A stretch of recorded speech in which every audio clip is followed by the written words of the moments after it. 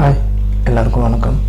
இன்றைக்கி நம்ம 3 விஷயம் பார்க்க போகிறோம். ஒன்று, இப்போது லேட்டஸ்ட்டாக நெப்போலியன் அவர்கள் ஒரு இன்டர்வியூ கொடுத்துருக்காரு, அது ஒன்று. அப்புறம் இப்போது செந்தில் பாலாஜி அவர்கள் தீபாவளி பரிசு ஒன்று கொடுத்துட்ருக்காரு. அப்புறம் இன்னொன்று லாஸ்ட்டாக சொல்கிறேன் என்னன்றது. இப்போ ஃபஸ்ட்டு நெப்போலியன் அவர்கள் இத்தனை வருஷமாக அவர் எங்கே போனான்னு தெரில. ஏன்னா அமெரிக்காவில் செட்டில் அங்கே ஃபேமிலியோடு அவர் அங்கே இருக்கார். இப்போ எதுக்கு விஜய் பற்றி இப்போ இவர் பேசணும், அது ஒரு கேள்வியாக இருக்குது. இவங்க கட்சி சார்ந்து பேசணும்னா நீங்கள் கட்சியில் இருந்தால் அதுக்கான விமர்சனம் பண்ணலாம்.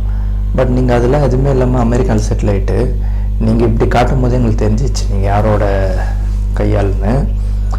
ஸோ அவரை பற்றி பேச உங்களுக்கு என்ன தகுதி இருக்குது? ஒரு கூட்டம் வருதுன்னா அது வரதான் செய்யும். உங்களுக்கு அப்போல்லாம் வந்துச்சானிங்கன்னா அப்போல்லாம் ஒரு நெப்போலியன்ற ஆக்டர் தான். பட் அந்த கூட்டம் இவ்வளோ வந்துச்சான்றது தான் கேள்வி. இவ்வளோலாம் வாய்ப்பே இருக்காது. மிஞ்சி போனால் அந்த ரோடளவு கொஞ்சம் இருந்திருக்கும், அவ்வளோதான். பட் இவர் அப்படி கிடையாது. இவர் எல்லா கட்சி தலைவர் மாதிரியும் கிடையாது. இவர் ஒரு ஸ்டாராக இருந்துட்டு ஒரு அரசியல் வரும்போது ஒரு இம்பேக்ட் இருக்கும் தான். நீங்கள் நடந்தால் தெருவில் வாண்டுறீங்க, தெருவில் பர்மிஷன் கொடுக்கணும்ல. இவரும் ரெடி தான், பர்மிஷன் கொடுக்கணும்ல. மக்களும் ரெடி தான். பர்மிஷன் கொடுத்தா தானே இவர் வெளியே வர முடியும். ஆகுனா நீங்கள் ரோட்டில் பண்ணுங்கள், இறங்கி வாங்க, கன்னியாகுமரிலேருந்து தமிழ்நாட்டுக்கு ஃபுல்லாக வாங்க அப்படின்றது என்ன லாஜிக்கு? பர்மிஷன் ஒன்றும் நீங்கள் வாங்கி கொடுங்க, நாங்கள் ரெடி வர்றதுக்கு. அதுவும் இல்லை, தேவையில்லாமல் ஃபேமிலி பற்றி பேசுகிறீங்க. அவங்க அப்பா கூட இருக்காரு, இல்லை அது உங்களுக்கு என்ன பிரச்சனை? அவர் அப்பாவை ஃபேமிலியே பார்த்துக்க முடியல, இவர் எப்படி நம்ம குடும்பத்தெல்லாம் பார்த்துப்பாருன்னு நீங்கள் கேட்குறீங்க. அவர் இதை வச்சு ஒன்றே இது பண்ணல, சரிங்களா? அவர் மக்களுக்கு நல்லது செய்யணும் தான் வர்றாரு. அவர் கோடி கூட சம்பாரிச்சாலும் அதை வச்சு ஜாலியாக ஊர் சுற்றல வரு, ஓகேங்களா? அவர் அதை விட்டுட்டு இது வரன்னா மக்கள் பணி செய்யுது. அவர் ஒன்று இப்போ ஸ்டார்ட் பண்ணல, அது மக்கள் இயக்கம் மக்கள் கட்சி இருக்கும்போதே அவர் ஸ்டார்ட் பண்ணிட்டார், சரிங்களா? ஸோ உங்களுக்கு அவர் மேலே எதனா தனிப்பட்ட கோபம் ஒன்றும் இருக்குதுன்னு எனக்கு தெரியுது, எல்லாருக்குமே தெரியுது. நீங்கள் அது ஒரு பொலிட்டிக்கலாக அது உள்ளே கொண்டு நீங்கள் பேசுகிறீங்க. ஸோ அதனால் அதை டக்குன்னு ஷேடோ தெரியல. பட் ஆனால் நீங்கள் பேசுகிறது எல்லாருக்குமே தெரியுது, விஜய் மேலே வன்மமாக இருக்கீங்கன்றது மட்டும். என்னென்னா அது அரசியலை பூசில் வச்சு நீங்கள் இதை மையப்படுத்தி பேசுகிறீங்க, அவ்வளோதான். ஏன்னா டைரெக்டாக நீங்கள் தாக்க முடியாது இல்லையா? அதனால் பாலிட்டிக்ஸில் வச்சு பேசுகிறீங்க. அவர் குடும்பம் அவர் இதெல்லாம் பற்றியில் நீங்கள் பேச வேண்டிய தகுதி என்ன உங்களுக்கு? நீங்கள் பொலிட்டிக்கலாக பேசுகிறீங்களா, பேசிட்டு போங்க. அது விட்டு அவர் அப்பா அவர் கூட இல்லை, பொண்டாட்டி பிள்ளைங்க இல்லை, அவர் வீட்டையே அவர் பார்த்துக்க மாட்டுறாரு, மக்கள் எப்படி பார்ப்பாரு? அது உங்களுக்கு என்ன சார் பிரச்சனை? மக்களுக்கெல்லாம் அந்த கேள்விக்குறிலாம் வராது. மக்கள் தெளிவாக இருக்காங்க, சரிங்களா? நீங்கள் வரல, ஓகேங்களா? நீங்கள் யாருக்கு பேசணுமோ நீங்கள் அவங்களுக்கு பேசுங்க.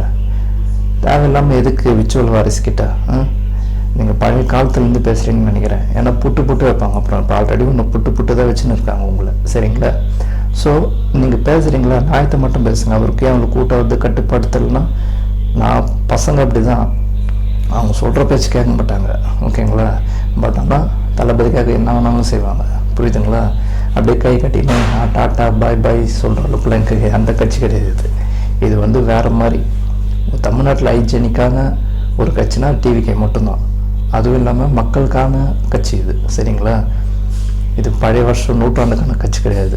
இப்போ இருக்கிற ஸ்டார் இவர், அதுலேருந்து பொலிட்டிக்கலில் வர்றாரு, எல்லாத்தையும் விட்டுட்டு வர்றாரு, புரியுதுங்களா? அதை நீங்கள் கொச்சப்படுத்தி பேசுகிறீங்க, ஓகேங்களா? அவர் நடந்து வரத்துக்கு ரெடி. மக்கள் கூட்டம், சரிங்களா? அது கட்டுப்படுத்த முடியாதுன்றது இல்லை. பசங்க அப்படி இருக்காங்க, சரிங்களா? அது அவ்வளோ க்ரௌடு வரதான் செய்யும், எவ்வளோ க்ரௌடு வரும், புரியுதுங்களா? ஏங்க நீங்கள் ரோட்டில் வாங்க, ஒருத்தா பார்க்கலாம். ஏன்னா நீங்கள் அமெரிக்காவில் செட்டில் ஆகிட்டீங்க, இங்கெல்லாம் உங்களுக்கு யாருன்னு கூட இப்போ தெரியாது வந்தீங்கன்னா கூட, சரிங்களா? அதனால் கொஞ்சம் பார்த்து பேசுங்க, ஓகேங்களா? டிவிக்குன்றது ஒரு பிராண்டு, அது ஒரு ஐகானிக் கட்சி, புரியுதுங்களா? அதை பற்றி நீங்கள் விஜய் மேலே விமர்சனம் வைக்கிறதுலாம் இங்கே மக்கள் ஏற்றுக்க மாட்டாங்க, புரியுதுங்களா?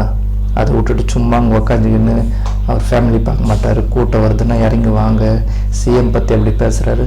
அவர் ஒன்றும் தப்பாக பேசலையே, இருக்கிறதான்னு பேசுகிறாரு. அவர் ஒன்றும் இல்லாத சொல்லியே. அங்கிள்ன்றது என்ன பேட் வேர்ட்ஸா? கிடையாது.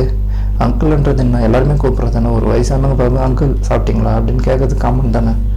அதில் என்னவோ அவர் மரியாதை குறையாது பேசிட்டான்றீங்க. நீங்கள் இப்படி காட்டின பார்த்தீங்களா எந்தெந்த கட்சின்னு இப்படி காட்டினீங்கள, அதில் தெரிஞ்சிச்சு நீங்கள் எந்த கட்சின்னு, ஓகேங்களா? ஸோ அதனால் அது எப்படி சொல்கிறது, எங்கேருந்துப்பா நீங்களாம் வரீங்கன்ற மாதிரி தான் இருக்குது. ஏன்னா மூலிகை டக்குன்னு விஜய் அட்டாக் பண்ணுறதுல அப்படின்னா உங்களுக்கு சந்தோஷம். ஸோ பயம் எப்படியெல்லாம் வேலை செய்யுது. இத்தனை வருஷமாக இவர் இல்லை, இப்போ திடீர்னு பொலிட்டிக்கை வச்சு இப்போ விஜய் பேசுறது. இந்த வன்மத்தை வச்சு நீங்கள் ஒன்றும் பண்ண போகிறதில்ல, சரிங்களா? உங்களோட ஒப்பீனியன் அது உங்களோட வச்சுங்க, மக்கள் மேலே தெளிக்காதீங்க. மக்கள் கிளியராக இருக்காங்க, ஓகேங்களா? ஸோ அதனால் இனி வரப்போகிற நாட்களில் நீங்கள் நீங்கள் போய் பேசுனது கமெண்ட்டில் எடுத்து போய் பாருங்கள், நேர ரியாக்ஷன் தெரியும். நீங்கள் நியாயத்தை பேசுனீங்கன்னா அது ஓகே. நீங்கள் இல்லாத ஃபேமிலியெல்லாம் எடுத்துன்னு வந்து இதில் பேசுறது, ஃபேமிலியும் பொலிட்டிக்கலும் இன்வால்வ் பண்ணாதீங்க. ஒரு தனி மதம் தாக்குதல் மாதிரி பண்ணுறீங்க நீங்கள், அது ரொம்ப தப்பு. ஸோ உங்களை மாற்றிங்க. இது உக்காஞ்சி இன்டர்வியூ கேட்குற ஆங்கருங்க சொல்கிறேன், நீங்கள் எல்லாத்துக்கும் தலையாட்டுறீங்க. அதை எடுத்து கேளுங்க. இந்த பர்மிஷன் போலீஸ் கொடுக்க மாட்டாங்களா? அப்போ அவங்க என்ன பண்ணுவாங்க, நீங்கள் கேட்கணும். நீங்கள் அவர் சொல்கிறதுக்கெல்லாம் தலையாட்டுறீங்க இப்படி இப்படின்னு. அது என்னன்னு புரியல. சில பேர் அப்படி தான் இருக்கீங்க, வேறு அதாவது ஒன்றும் பண்ண முடியாது இல்லையா? எனிவே, இனி வரப்போகிற நாட்களில் கொஞ்சம் பார்த்து எப்படி பேசணுன்றது பார்த்து பேசுங்க, ஓகேங்களா? ரெண்டாவது, இப்போ அடுத்தது வருவோமா? இப்போ செந்தில் பாலாஜி அவர்கள் இந்த 4 வருஷமாக அவர் எங்கே போனான்னு தெரில. இப்போ புதுசாக தீபாவளி கிஃப்ட்டு, அரிசி, புடவை எல்லாம் கொடுத்துனுங்கிறாரு. பட்டாசுலாம் ஏன் கொடுக்குறாரு? இல்லை, இந்த 4 வருஷம் வரத்துக்கான காரணம் என்ன? இத்தனை வருஷம் வரல, ஆனால் இப்போ மட்டும் வீடு வீடாக போய் கொடுக்குறீங்க. கொடுத்தா நீங்கள் ஸ்டார்டிங்லேருந்து கொடுத்துன்னு வந்தீங்கன்னா அது ஒரு பேரை தெரிஞ்சிருக்காது இல்லையா? இப்போ நீங்கள் திடீர்னு கொடுக்குறீங்க. நிறைய அதாவது நம்ம ஒரு விஷயம் சொல்லணும்னு நினைப்போம், ஸோ நீங்களே எடுத்து காமிச்சிடுறீங்க, அவ்வளோதான். ஏன்னா இந்த கேள்வி ஆட்டோமேட்டிக்காக வருது. 4 வருஷமாக கொடுக்கல, இந்த வருஷம் மட்டும் ஏன் கொடுக்குறீங்க? அதுவும் இந்த இஷ்யூ நடந்த பிறகு, அதுவும் கரூரில் மட்டும். அதான் தவளை தன் வாயிலை கிடன்னுவாங்க இல்லையா? உங்களுக்கு இதான் உதாரணம். ஸோ நீங்கள் எதுக்கு கொடுக்குறீங்க? இத்தனை வருஷமாக இல்லாமல் இருந்தீங்களா? எங்கே போனீங்க? அப்போ ஸ்டார்டிங்லேயே அது கொடுத்துருக்கணும்ல. இப்போ மட்டும் என்ன புதுசாக உங்களுக்கு மக்கள் மேலே அக்கறை வந்து அப்படி வீடு வீடாக போய் தேடி தேடி போய் கொடுக்குறீங்க? அது மாதிரி எல்லா நல்லா திட்டத்தை செஞ்சுட்டு போகலாமே. போன வருஷம் தீபாவளிக்கு இல்லை, அது போன வருஷம் தீபாவளிக்கு இல்லை, இந்த ஆட்சியும் முடிய போதும் 6 மாதம். நீங்கள் என்ன தான் கவர் பண்ணாலும் மக்கள் தெளிவாக இருக்காங்க, ஓகேங்களா? அதனால் நீங்கள் என்ன, ஏன்னா அது மக்களது தான். ஸோ நீங்கள் கொடுங்க, நல்ல விஷயந்தான். பட் நீங்கள் எது கொடுக்குறீங்கன்றது மக்களுக்கு தெரியும். பெரியவங்களுக்கு தெரியுது இல்லையா? அந்த வீட்டில் இருப்பாங்க பார்த்தீங்களா பசங்க, அவங்களுக்கு தெரியும் ஏன் கொடுக்குறாங்க ஏன் கொடுக்கலன்றது.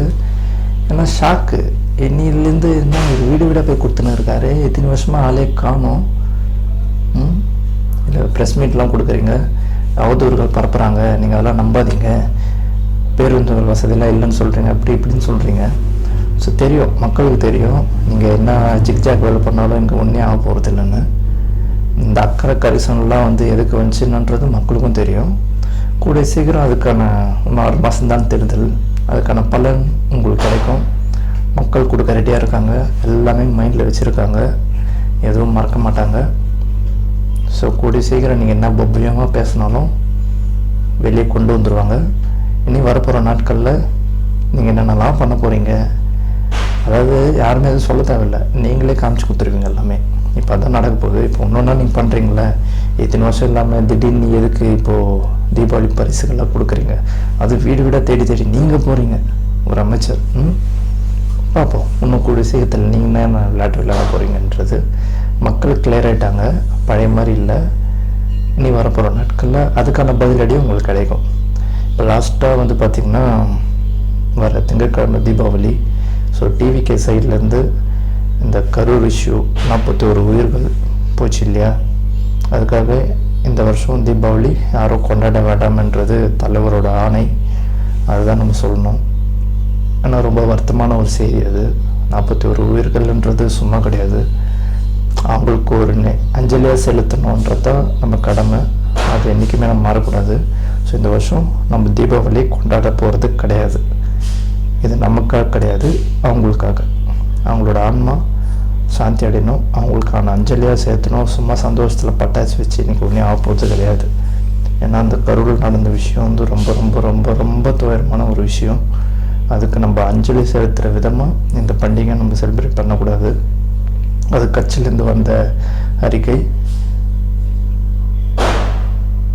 அவங்க இருந்திருந்தால் இந்த தீபாவளி அவங்க எப்படி கொண்டாடி இருப்பாங்க குடும்பத்தோட குழந்தைங்களோடன்றது தெரியும். ஸோ அவங்க இல்லை இப்போது. அதுக்காக நம்ம ஆழ்ந்த இரங்கல். அவங்க ஆன்மா நல்லபடியாக சாந்தி அடைஞ்சு சொர்க்கத்தில் இருக்கணும். இனி வரப்போகிற இது மாதிரி கூட்டலில் இது மாதிரி ஒரு அசம்பாவிதம் நடக்கவே கூடாது. இதுன்னு இல்லை, எந்த கூட்டமாக எந்த கட்சியாக இருந்தாலும் சரி இன்னும் நடக்கக்கூடாது. இனி வரப்போகிற நாட்களில் பொறுப்போட குழந்தைங்களை முக்கியமாயிட்டுன்னு வராதிங்க, பெரியவங்க வராதிங்க. ஏன்னா இப்போ எல்லாமே மாறிப்போச்சு. இந்த இஷ்யூ நடந்து இனி வரப்போகிற நாட்கள் எலெக்ஷன்ஸ், பிரச்சாரம்ஸ் எல்லாமே இனி வேறு மாதிரி இருக்க போகுது. இது வரைக்கும் பார்க்காத அரசியல்லாம் இனி டிவிக்கேல இருக்கும். விஜயனை பற்றி எவ்வளோ தப்பாக பேசுனாலும் சரி, எவ்வளோ நெகட்டிவாக பேசுகிறவங்களும் சரி, எதுக்கும் அசர போகிறதில்ல. நம்ம வேலை 26 அவ்வளோதான். அதனால் நம்ம அதை நோக்கி தான் போகணும். இந்த வருஷம் திங்காமல் டிவிக்கு சார்பாக இந்த தீபாவளியும் செலிப்ரேட் பண்ணக்கூடாது, அவ்வளோதான். இனி வரப்போகிற நாட்களில் நம்ம விஜயனோட பயணிக்க போகிறோம். கூடிய சீக்கிரம் அதுக்கான அஃபிஷியலாக வரும். நல்லதே நடக்கும். வெற்றி நிச்சயம். தேங்க்யூ.